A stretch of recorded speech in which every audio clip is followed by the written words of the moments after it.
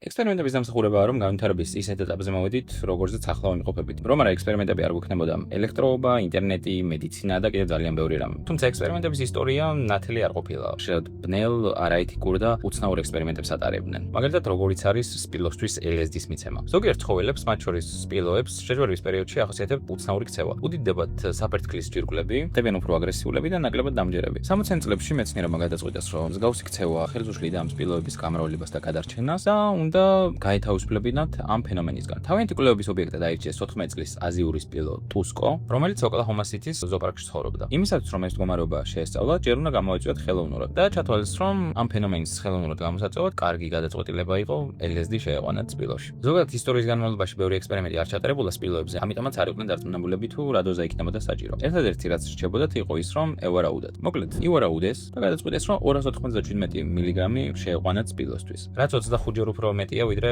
ადამიანებში ჰალუცინაციების გამოწვევა სჭირდება და 5-10 ჯერ უფრო მეტია, ვიდრე ადამიანებში ფსიქოზის გამოწვევას. თუმცა იქიდან გამომდინარე, რომ სხვა ცხოველებზეც ჰქონდათ ექსპერიმენტები ჩატარებული, ვარაუდობდნენ, რომ სპილოები სენსიტიურები არ უნდა ყოფილიყვნენ ნარკოტიკის მიმართ, მაგრამ როგორც მიხვდით, შეცდნენ. ცოტაღამის შემდეგ, რაც ნარკოტიკი მიაღებინეს, სპილო ძირს დაწვა და კანკალი დაიწყო. როგორც ყველა საღად მოაზროვნე მეცნიერი მიხვდებოდა, ოვერდოზი ჰქონდა. სპილო ამ მდგომარეობიდან რომ გამოეყვანათ, ანტიფსიქოტროპული პრეპარატი შეუყვანეს, რამაც კანკალი შეაწყვეტინა. თუმცა ტუსკომ ამ მდგომარეობიდან ვერ გამოიყვანა და პენტობარბიტრალი გამოიყენეს, რომელსაც ხშირად იყენებენ დღესდღეობით პატიმრების სიკვდილით დასჯის დროს. სამწუხაროდ, ბევრი მცდელობების მიუხედავად, როგორც მიხვდით, ტუსკო ვერ გადაარჩინეს. ცხოველების მიმართ სისასტიკის შესახებ ინფორმაციის მოსმენა მარტივი ნამდვილად არ არის, თუმცა ცხოველები არ ყოფილან ერთადერთი, ვის მიმართაც სისასტიკეს იკჩენდნენ თავიანთ ექსპერიმენტებში. მეცნიერები გაცილებით უფრო შორსაც წასულან და ბავშვებზეც აქვს ჩატარებული ექსპერიმენტები. მაგალითად, ვენდელ ჯონსონმა 40-იან წლებში ჩამოაყალიბა ჰიპოთეზა, რომლის მიხედვითაც შესაძლოა ბავშვებში ენის დაბმას იწვევდეს ის, რომ მშობლები ხშირად ამახვილებდნენ ბავშვების შეცდომებზე ყურადღებას. ამ თეორიის შესამოწმებლად მისმა ერთ-ერთმა სტუდენტმა 1939 წელს აარჩია 6 ნორმალურად მოსაუბრე ბავშვი, რომელსაც არანაირი პრობლემა არ ჰქონდათ საუბართან დაკავშირებით, თუმცა მათ უთხრომ პრობლემები ჰქონდათ და სიტყვები ეშლებოდათ. დამკვირვებლებსაც დაავალეს, რომ მკაცრად გაეკონტროლებინათ, არანაირი შეცდომის დაშვების უფლება არ მიეცათ ბავშვებისთვის და თუ მაინც შეცდომას დაუშვებდნენ, თავიდან დაეწებინებინათ ლაპარაკი ან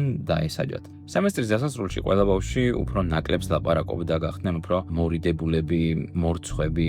დარწმუნებულები იყვნენ, რომ მათ საუბარში რაღაც რიგზე ვერ იყო. ზოგიერთ ბავშვს ექსპერიმენტის დასრულების შემდეგაც დარჩა ენის დაბმა. თავად ჯონსონს ამ ექსპერიმენტის შესახებ მოგვიანებით აღარ გამოუქვეყნებია არანაირი დეტალები, რადგან სავარაუდოდ სინდისის კენჯნა იგრძნო, ყოველ შემთხვევაში იმედია. მისი კოლეგები კი ექსპერიმენტს მონსტრს ეძახდნენ ბავშვების მიმართ გამოჩენილი სისასტიკის გამო. ამიტომ თუ ვიდეოში სიტყვების შემშლება, ჩემს მიმართაც ნოიქნებით სასტიკები. სამწუხაროდ მონსტრი არ ყოფილა ერთადერთი ექსპერიმენტი, რომელიც ბავშვზე ჩაატარეს. ეს ბეიბი ალბერტია. ერთ-ერთი ყველაზე არაეთიკური ექსპერიმენტის მთავარი გმირი. 1919 წელს ფსიქოლოგმა ჯონ ვოტსონმა გადაწყვიტა გაეკეთებინა ბავშვისთვის იგივე, რაც პავლომმა გაუკეთა ძაღლს. შეგახსენებთ, რომ პავლომამ ძაღლები მიაჩვია ნატურის დანახვაზე ან ზარის ხმის გაგონებაზე. საჭმელს ელოდებოდნენ, თუმცა მოგვიანებით საჭმელი აღარ მიჰქონდა და ძაღლები მაინც გამოყოფდნენ ნერწყვს ნატურის დანახვაზე ან ზარის გაგონებაზე. ცხადთვის ალბერტს აჩვენეს თეთრი თაგვი, კურდღელი, ძაღლი, მაიმუნი, თმიანი ნიღაბი, ბამბა და ცეცხლმოკიდებული გაზეთი. ბავშვს არც ერთ ობიექტის მიმართ არ ჰქონია შიში. მეორე ექსპერიმენტის დროს უკვე აჩვენეს თაგვი და ვოტსონმა პარალელურად რკინის მილზე ძლიერად ჩაქუჩი დაარტყა. ამ ხმაურმა უკვე შიში გამოიწვია ბავშვში. საბოლოოდ იმდენჯერ გაიმეორეს ექსპერიმენტი, სანამ უბრალოდ თაგვის დანახვაზე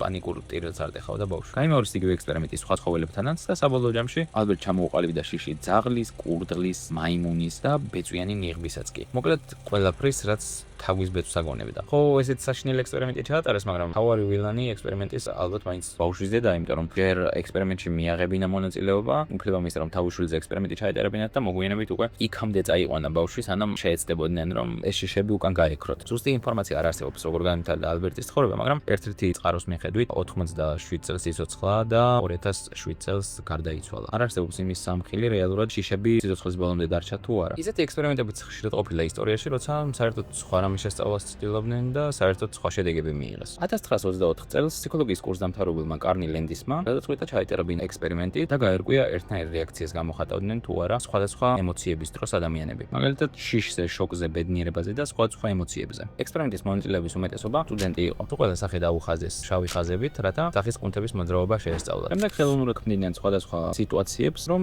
მათ სახეზე კონკრეტული გამომეტყველება მიეღო და შემდეგ ფოტოები დაიფიქსირებინათ ეს გამოსახულებები. ჯერ მონაწილეებს აიძულეს შეეყნოს გამიაკი, შემდეგ პორნოგრაფიას აყურებინეს. ჩააყოფინეს ხელი ქვეწარმავლებიან ჯამში. თუმცა ექსპერიმენტის მიმართ კონტროვერსია ექსპერიმენტის ფინალურმა ნაწილმა გამოიწვია. ლენდისმა ექსპერიმენტის მონაწილეებს მიაწოდა თაგვი და უთხრა, რომ თაგვისთვის თავი მოეჭრათ. ყველა რა თქმა უნდა აღშფოთდა, თუმცა მონაწილეების მესამედმა მაინც შეასრულა დავალება. მაგრამ საშინელება ის იყო, რომ არც ერთმა მონაწილემ არ იცოდა როგორ უნდა ჩაეტარებინა ექსპერიმენტი ხუმანურად. ამიტომ ცხოველებმა საშინელი წამება გაიარეს. ხოლო იმ მესამედთან, ვინც უარი განაცხადა დავალების შესრულებაზე, თავად მივიდა ლენდისი და თავად მოკლა ცხოველი. ექსპერიმენტმა არაჩვენა, რომ ადამიანებს ერთი და იგივე სახის გამომეტყველება აქვს გავს სიტუაციებში, თუმცა გვაჩვენა, რამდენად შეიძლება სხვისი ზეგავლენის ქვეშ მოექცეს ადამიანი და რაიმე ისეთი გააკეთოს, რასაც სხვა სიტუაციაში არ გააკეთებდა. არის ექსპერიმენტები, რომლებიც არაეთიკურია, მაგრამ მეცნიერების განვითარებაში მაინც რაღაც წვლილი შეაქვს და არის ექსპერიმენტები, რომლებიც უბრალოდ ბოროტია. ასეთია იაპონური 751 დანაყოფის ექსპერიმენტების უმეტესობა. 751 დანაყოფი მეორე მსოფლიო ომის დროს იყო იაპონიის საიმპერატორო არმიის საიდუმლო ბიოლოგიური და ქიმიური ომის კვლევისა და განვითარების დანაყოფი. კაცობრიობის ისტორიაში ალბათ ყველაზე მეტი